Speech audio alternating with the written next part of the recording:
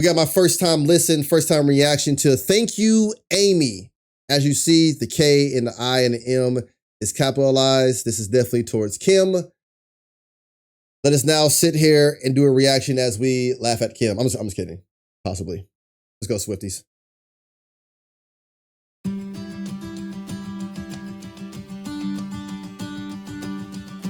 Hold up. I like the way this sound. Oh, I got lyrics too. Fuck yeah. When I picture my hometown, there's a bronze spray tan statue of you and a plaque underneath it that threatens to push me down the stairs at our school. And it was always the same searing pain. Oh man, that guitar and her vocals. One day I could say, all that time you were throwing punches, I was building something.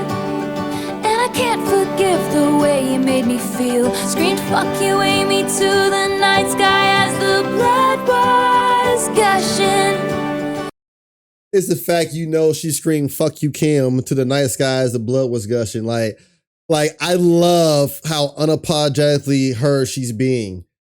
It came off sounding all nice and sweet, but you read the lyrics, you listen to how she's singing this shit, she's being grateful, but she's not pulling punches at all.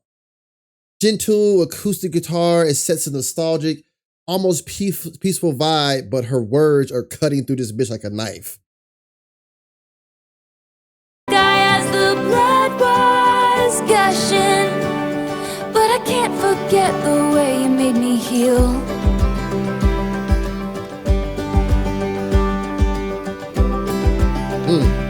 Okay. And it wasn't a fair fight or a clean kill each time that aIMee stomped across my grave. I love how she did this and got her own story out.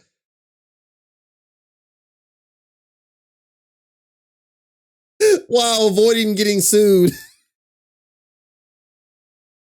Cause she didn't say her name, but we all know, as she said, the fuck you, aIMee, who she's talking about. So it's the beautiful part how she still had the big cojones to do this song, pretty much in your face, say fuck you, Kim, but do it legally to not get sued. That's how you play chess. That's how checkmate, bitch.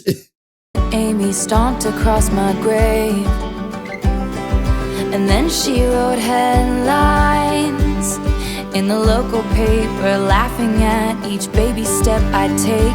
And it was always the same searing pain, but I prayed that one day I could say, all that time you were throwing punches, I was building something.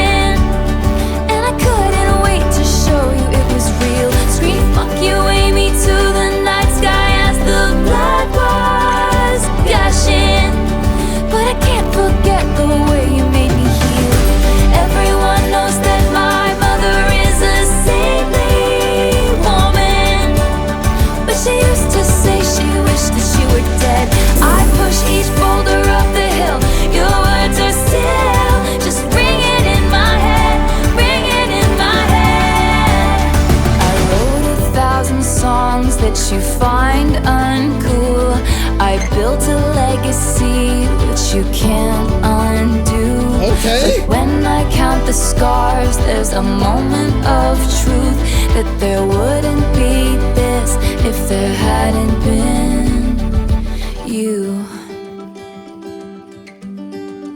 See, right there. I knew the bridge was coming because the beat swelled up.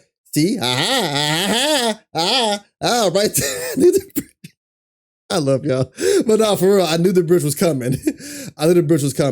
But I love how she's getting to tell the behind the scenes of what happened. Like all that time you were throwing punches, I was building something. To me, that's one of the most powerful lines, because she's flipping the victimhood that was put on her into victory. She's getting to tell her story. You tore me down, but I rose anyway. You might have reframed the conversation and structured it differently how it wasn't supposed to go, but it doesn't matter because I still rose from that bitch like a phoenix from the ashes. And I love how once you actually deep dive into Taylor, you realize her music has a story to it. It's not just aimless music, pun intended, aimless music at anything. I love how she uses the name aIMee to be a disguise. There's no speculation that it's not about Kim because thank you, aIMee. But like she said, in a sense, she's saying thank you because she's like, I wrote 1,000 songs that you found uncool. I built a legacy that you can't undo. And there's a moment in this truth that there wouldn't be this if there hadn't been you and what y'all did. I took that year off to figure out how to navigate it and take what you did, all that bitch up, and Hadouken that shit back to you. I like that. I like that. This is how you play fire with fire. Well, it was more like them was like a smolder. It was like a smolder with fire. At the time with her depression, she took the year off. She thought it was a fire. Then I don't have a direct access to her rep, but right around the grapevine, I heard that she took this chemical called fuck it. And one day she just was like, boo, fuck it. And she figured out how to fuck everything up and turn it back on them. And thus we got Reputation. Love it.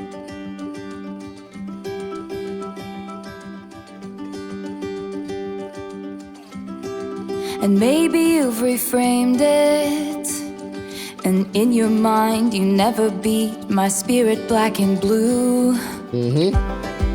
I don't think you've changed much, and so I changed your name and any real defining clues. And one day your kid comes home singing a song that only us two is gonna know is about you. 'Cause all that time you were throwing punches, it was all for nothing.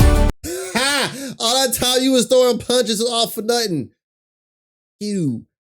Sorry, I'm enjoying this. Is this how you guys felt the first time? Is this how you Swifties and everybody who, I understand there's Swifties and there's people who aren't Swifties, but they like Taylor Swift, they acknowledge her. So is this how y'all felt? Is this how y'all felt for the first time? Like it was like a ha! And you realize like, shit, I'm in my house. I just said hi to nothing, but you just knew. See, thank you, Jennifer, for the context. Now the context has me on Uber fuck them mode, to be honest. The fact that North did a TikTok to Taylor's song too. Bruh. Checkmate. And our town, it looks so small from way up here. Screams thank you, aIMee, to the night sky, and the stars are stunning. 'Cause I can't forget the way you made me feel. Everyone knows that my mother is a saintly woman, but she used to say she wished that she were dead. I pushed each boulder up that hill. Your words were still just ringing in my head, ringing in my head. Thank you, aIMee. Thank you, aIMee.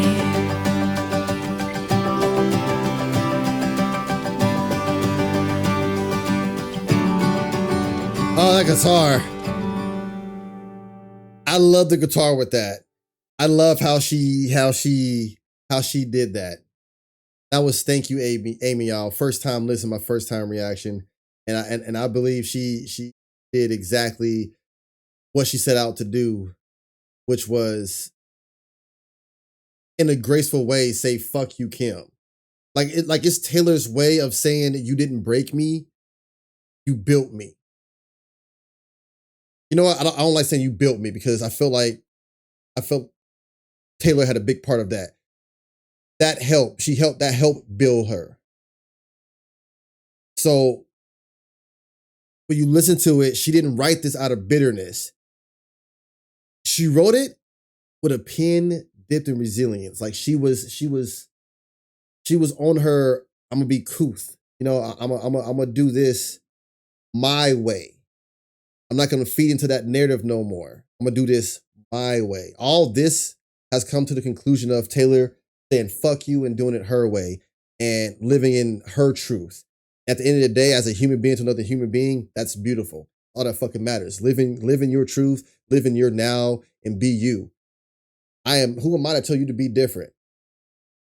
You have a God-given talent. You consider a celebrity. You're making money from your craft, your talent. That just is what it is. At the end of the day, strip all that shit away. She's Taylor Swift. She's a human. And people sometimes forget that. Even with us reactors, y'all sometimes forget that. And I love how she was able to put all of her in her music. And that's exactly what she needed. I feel like that's what she needed to get from that teenage boppy Taylor Swift, before. And it's kind of like a good girl gone bad, but not really bad. Just good girl. It was like a good girl maturing with the way of life and how this business is.